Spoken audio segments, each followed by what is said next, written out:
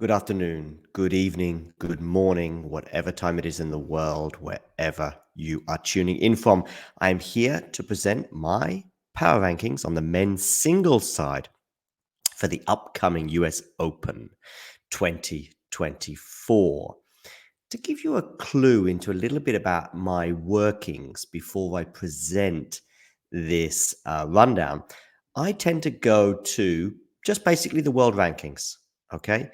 And I look at the list of players and I look at the obvious ones and the slightly less obvious ones, the maybes and the has-beens and the could-bees and the should-bees.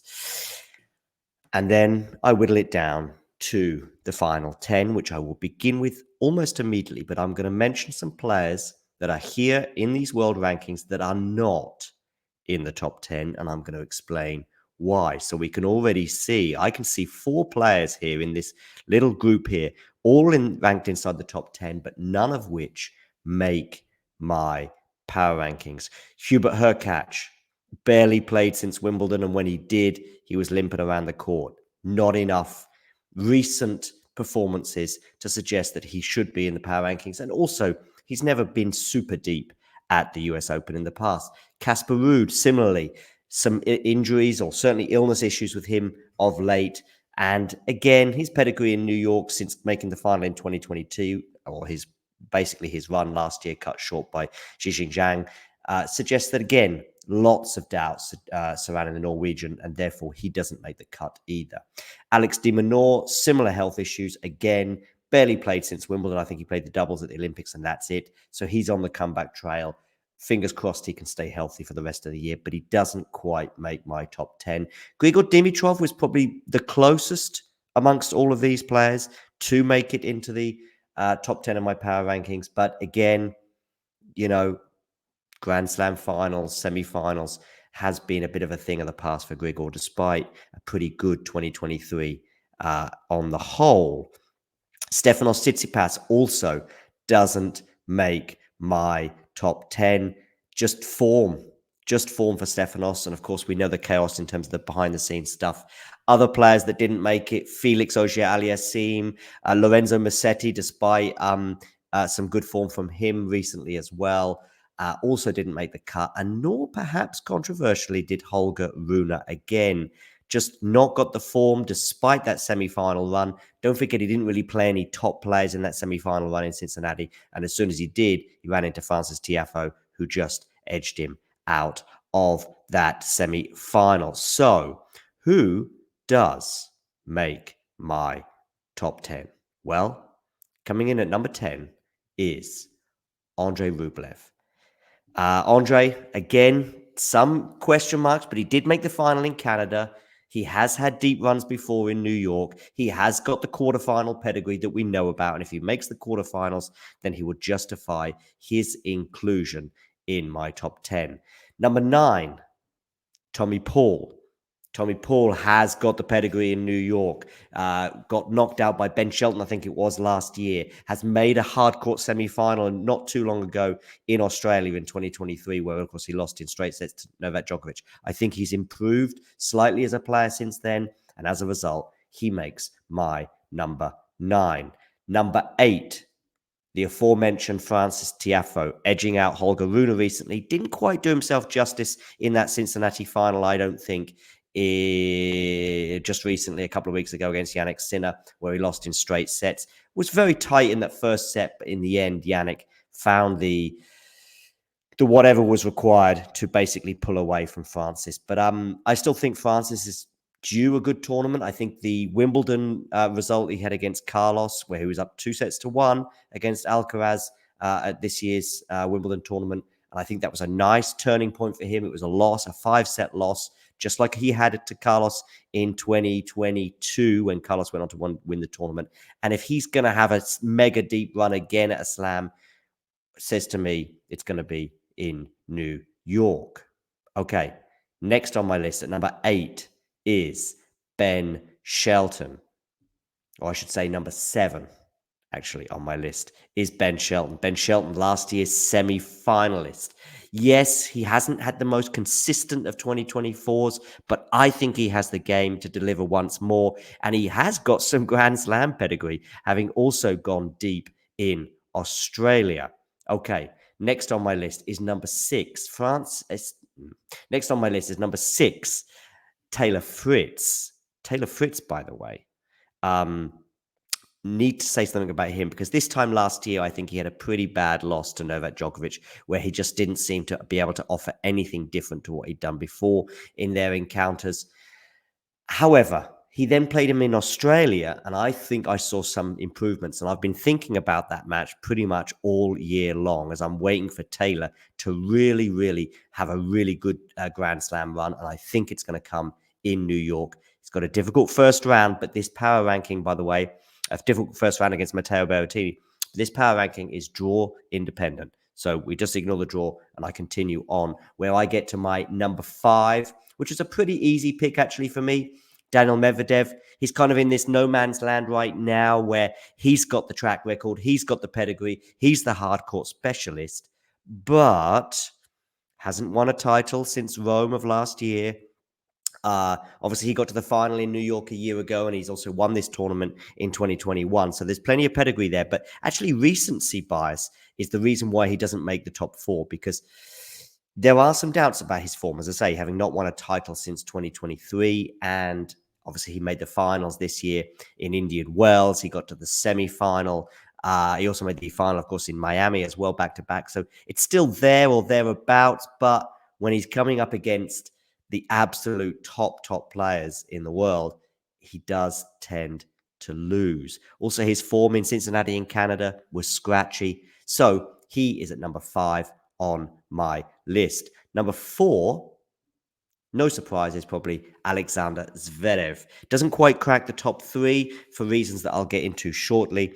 But Zverev this year has taken on, in my opinion, another step forward where he's now pretty reliable. Okay, he lost to Sebi Korda recently, but in terms of the slams, if we think about it this year, he was in the semi-final in Australia. He was in the final of the French Open, and only injury, I think, really cut short his Wimbledon run. So he's pretty reliable these days, especially in Grand Slams and over 5 sets. And for me, he has the game. He could even be lifting the title in a couple of weeks from now. There may still be just 1 or 2 mental hurdles for him to overcome, though, if he is to achieve that goal. Number 3 on my list. Now, this is where it gets tricky. Novak Djokovic, the 24-time Grand Slam winner, yes, and multiple US Open winner, including last year's event when he beat Daniel Medvedev in straight sets, comes in at number 3. It's a paper-thin difference between the top 3 players in the world right now. But I've gone for Novak at number 3. Why? His 2024 form, Olympics aside, Wimbledon final, you could argue, was, by his very high standards, no great shakes. Losing early in Indian Wells, losing in the semi-final, was it to Casper Ruud in Monte Carlo, also losing in Geneva, etc., etc. And his run to the Wimbledon final did not impress me much. Shania Twain reference there.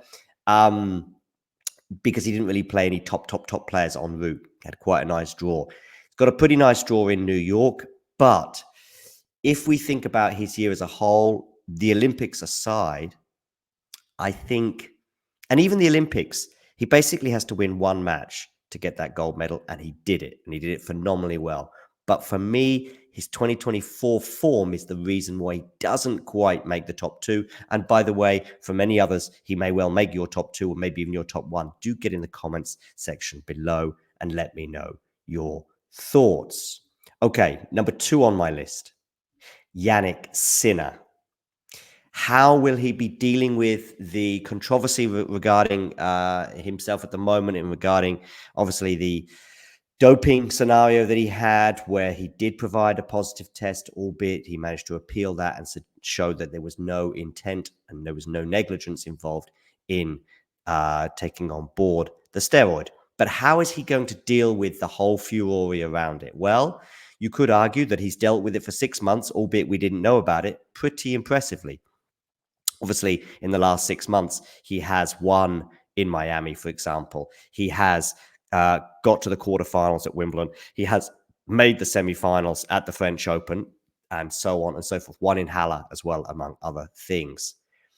But some question marks. Lost to Andre Rublev recently. How is he over 5 sets? Still seems to struggle at the absolute, depths of it. I know he won a 5-set final against Daniel Medvedev in Australia this year, but Daniel was just completely knackered by the time that final came around, having had so many 5-set matches and lengthy matches en route. So those doubts remain, but he is the first or second best player in the world right now. On hard courts, possibly maybe even more of a clear number 1. So he has to be, for me, in the top 3, and for me in the top 2, actually. But he doesn't quite make number 1 for some of the reasons I just highlighted. And my number 1 pick going into the US Open is Carlos Alcaraz. I know he lost to Monfils in Cincinnati recently, but if we put that just into context here and compare it with the US Open, that was 3 sets. I still fancy Carlos to win those matches over 5. We've seen him go down, like we did to Francis, for example, earlier this year, like we did to Zverev as well in Paris. So over the 5 sets, things can get away from him, but he gets it back. So I've got Carlos Alcaraz at my number 1. I also trust him over 5 sets a lot more than I do Jannik Sinner, for example, and even some of the other players on my list. He's got to be in the top 3. It's then just a case of where you put the first, second, and third. I've gone for the US Open champion from 2022. He's got the pedigree. He loves the hard courts. Comparing it to Cincinnati as well, I will add this. These courts will suit Carlos just a little bit more. I think they are a bit slower, despite some of the comments pre-tournament that they were going to basically have very, very similar court level speeds to Cincinnati. But the conditions in the US Open in New York, a little bit more humid sometimes in New York, and a little bit more suited for me for the Carlos style of game, as we saw in Indian Wells, for example, earlier this year. Maybe Indian Wells, Miami is an interesting comparison with Cincinnati and New York. Cincinnati being sort of Miami-like, and New York maybe being a little bit more, not quite as gritty and as slow as Indian Wells.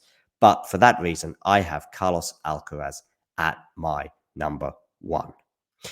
Quick refresh on my top 10. Number 10, Andre Rublev. Number 9, Tommy Paul. Number 8, Francis Tiafoe. Number 7, Ben Shelton. Number 6, Taylor Fritz. Number 5, Daniel Medvedev. Number 4, Alexander Zverev. Number 3, Novak Djokovic. Number 2, Jannik Sinner. And number 1, Carlos Alcaraz. Do let me know your thoughts on my power rankings. Get in those comments below. And tell me whether you agree or disagree. Until now, see you soon. If you enjoyed this video, make sure you hit that like button. Don't forget to subscribe and click that notification bell so you don't miss out on all things tennis.